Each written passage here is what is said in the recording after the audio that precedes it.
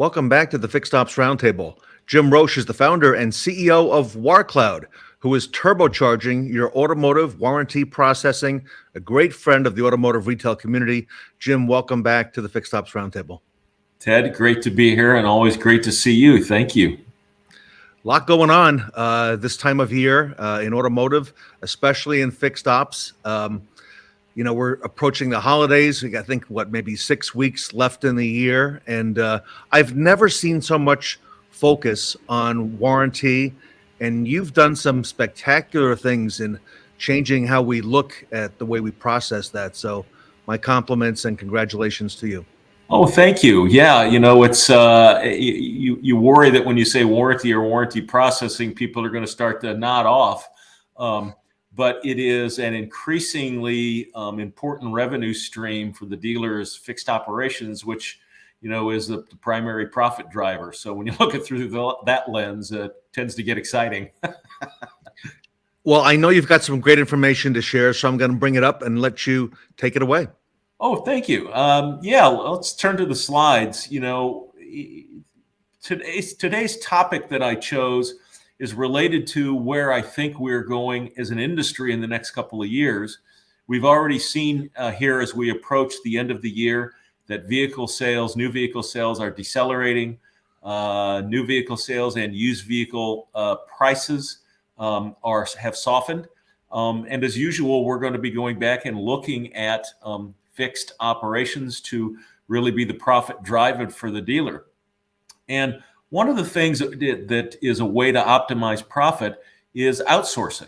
So I thought we'd talk a little bit about outsourcing in that context. But let's begin as I always like to say, let's start at the beginning. What is business process outsourcing, or is commonly referred to as BPO? And in the context of automotive, it's the practice of using outside companies to perform essential business operations in lieu of using dealership employees, dealership staff. And this isn't new. I mean, as most of us know, BPO is already a widespread practice across most industries globally. Dealers already use outsourcing for some key business processes, marketing, BDC, back office functions such as payroll or data entry. And service departments already outsourced, just not in a way that you would typically think. Glass repair, towing, body shop upholstery are already outsourced. So it is very, very common, and I think it will become even more common as we look for ways to shore up profitability. The area I would zoom in on, not surprisingly, I suppose, is the state of in-house warranty processing. Today, processing claims in-house consumes about 12% of warranty gross profits, which is a huge bite out of gross.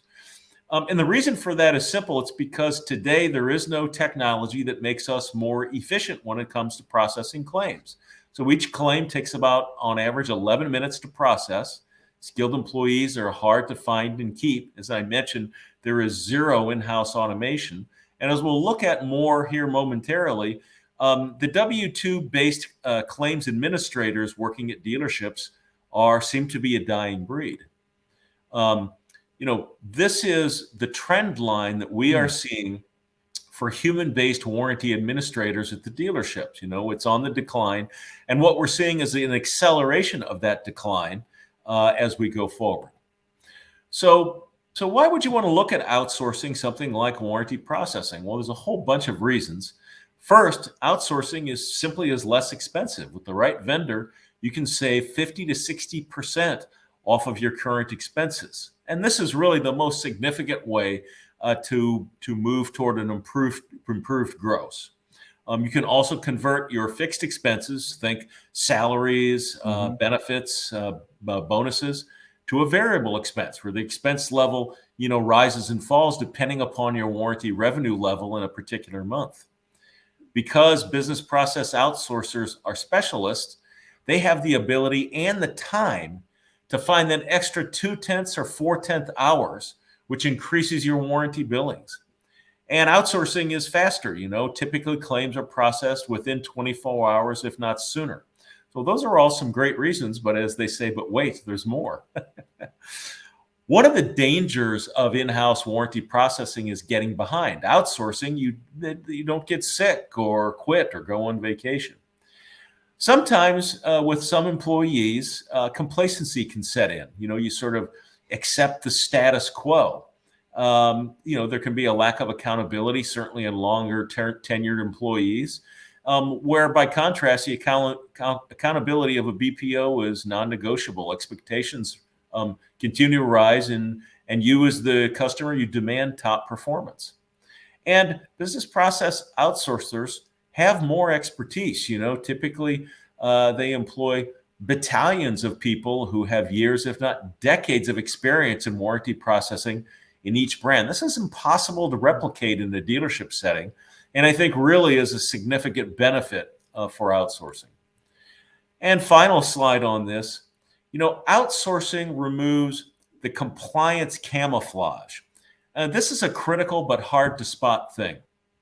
In-house warranty administrators spend time sort of cleaning up superficial compliance problems, where you're not getting signatures or technicians aren't putting on good stories. But outsourcing typically will bounce back anything that isn't compliant. And this gives you line of sight on all of the areas where you may be falling short of compliance. And that enables you to fix the root cause, not sort of paper over the superficial areas where you might not be compliant. And this significantly reduces your vulnerability to audit. Also, better performance just means improved scores on your OEM key metrics on your dashboards, such as days to submit or first-time submission success. And as the service leaders on this call know, those are significant things that not only the OEM headquarters, but also the field people are tracking. Finally, people who do in-house warranty processing are leaving the workforce, as I said. They're not being replaced by the younger generation. So that's a real problem. If you're not ahead on this issue, I think that you're behind, and you'll continue to fall behind. And you may be in for some nasty surprises, because we all know Murphy's Law does not send you a memo 2 to 4 weeks in advance of when something untoward is going to happen. Here's the really interesting perspective. Thinking about Murphy's Law, warranty processing demand will increase in the coming years. What we're looking at starting in 2022 and then going out through 2026, we're projecting a rising warranty incurrence at the dealership, and therefore demand for warranty processing. Through the end of that year, it will increase. Our projection is 27.2%. Now, we've seen warranty fall over the last couple of years, driven primarily by the pandemic. But there are a couple of really, really good reasons, Ted, why we think we're going to see warranty increasing. The first, not surprising, is that as we go out in the coming years, we're going to sell more new vehicles. As the chip shortage alleviates, we're going to see inventory availability increase. And what that means is we're going to sell more cars. Well, what that means is there will be millions more warranty-covered vehicles on the road, which means they will be coming to the dealership. My back of the napkin is that over the last couple of years, we've sold about 9 million fewer vehicles than we would have otherwise at a 17 million run rate.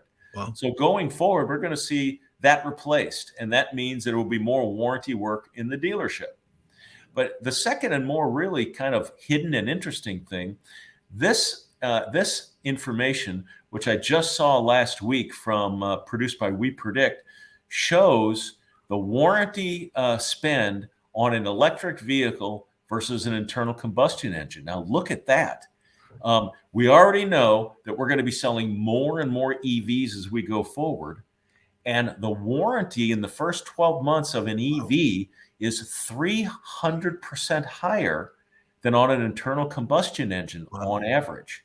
Now, so we're going to be selling more cars, which means more warranty covered vehicles, millions of them. And the percentage of electric vehicles is going to be increasing in the coming years. And look at the average warranty spend for those. So those two factors are going to drive significantly more warranty work into the dealership, which means the warranty processing volume is also going to be higher. So those are the factors that I think see us looking at more and more reliance on warranty here going forward, Ted. Finally, just as kind of wrapping up, I think the case in favor of outsourcing of warranty processing is overwhelming. It doesn't matter your objective. If your objective is to improve profitability today, check. Sharpen your management focus on customer loyalty by not concentrating on back office functions, check. Tightening up your warranty compliance now, checked, or just getting ready for the future and everything that's going to unfold. Warranty, BPO, checks all your boxes. So anyway, that's those are the slides, and that's kind of why I get to where I think we're going to be here in the coming years. It's very, very compelling. That one slide was very compelling about the EVs compared to the internal combustion engine. Jim, give us an example. What's a typical warranty processing problem that you'd see? Yeah, boy, that's a long list. I think the one that I would highlight the most in today's world, which I hear a lot, is, you suddenly, the person or persons who were doing it at the dealership are gone, right? They leave the workforce for whatever reason. Okay. And here is one of the really nasty things about warranty. When you get behind, it's very, very, very difficult to catch up. The average dealership, and this is the average, Ted, across all dealers, across all brands in the United States, does about $105,000, $110,000 in warranty per month. So if you get behind, that's a lot of uncashed checks sitting on your desk, and you just get further and further behind. So when you start to dig that hole, it's really, really difficult to get out of it. Why are those warranty administrators that we've had for years and years at the dealership, why is that on the decline now? Why are there not new people coming into that? Yeah. Well, I just got to call it the way that it is. First of all, the existing people that we've had, great people, I think are aging out of the workforce. You see a lot of retirement. You see a lot of people who are stepping out of automotive. And unfortunately, franchise retail automotive today is not a first career choice for a lot of the up and coming generations, mm-hmm. right? I hate to say it because as you know, Ted, I'm a 30+ year guy, but that's just the case. Maybe I was talking about this with my daughter who is 25, and she kind of put the exclamation point on it for me. I was talking about this, and she said, yeah, well, Dad, nobody my age wants to sit at a green screen and push paper and warranty around. No. And I kind of went, oh, okay. When you put it like that, that's very stark, but I think that puts the finger on it. The people are leaving, and, we're not a career destination. That's a different topic, but I really think that's the reason. I've always wondered, how can you tell when you walk into the warranty processor's office, you see the stack of ROs that they're processing, but it never really goes down, Jim. Okay. So how do you know if that administrator is doing a decent job at that task? Yeah, assuming that you still have one. There's a couple of things, all kidding aside, that I would suggest that you look at. Okay. If you're the service leader, take a look at the last 6 months of your warranty receivables. What's the state of your warranty receivables? Not just this month, but go back and look for a pattern. Also, go back last 6 months and see how much warranty you've written off. What do your write-offs look like? And finally, check your OEM dashboard scores. You can log into whatever your brand is. They have an OEM portal, and it will give you your performance metrics.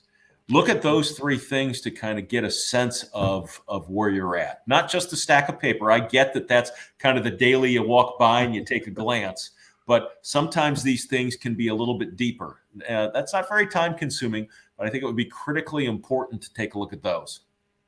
Jim, a lot of warranty administrators do other tasks in the dealership. That's not their only function. Are you advocating that we let them go? What are your thoughts there? No, I'm not advocating any specific action. Really, that's a dealer decision that should be made on a case-by-case basis. But I'm certainly advocating outsourcing warranty processing for all the reasons that we mentioned. But here's the thing I think that's kind of a little bit below the surface, that when you're thinking about this, and because I hear all the time, gosh, I've got somebody who's been here 15 years. I get what you're saying. I get where we're going, but right, it's the human factor. Here's something really important to consider. Today, according to Cox Automotive Research, 72% of dealers can't find qualified service personnel, right? I guarantee you've probably got open recs.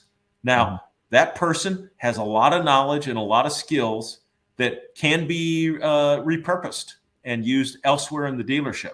So, again, case-by-case decision that the dealer needs to make, but look a little broader. I think that there's a case to be made, but there's lots of ways to use that skill set.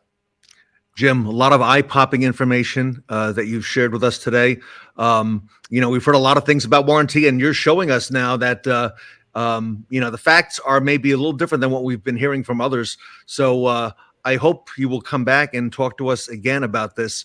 A lot of dealers here on the Roundtable are now using WarrCloud, where they may have never thought about that just a few years ago. And you offer a great resource for our industry. So congratulations to you, Jim Roche at WarrCloud. Thank you, Ted. It's, as you know, this is one of my favorite things to do. We don't often get this many experts pulled together in front of this large of an audience, and to help a great cause. It's that giving time of the year. So I'm hoping that that your audience will dig deep for a worthy cause. Thank you. And I want to wish you, Jim, and your family a very happy Thanksgiving as well. Thank you, Ted. And back to you and yours, and to everyone. Everybody, a great talent within our industry. Jim Roche, the CEO and the founder of WarrCloud, here today at the Fixed Ops Roundtable.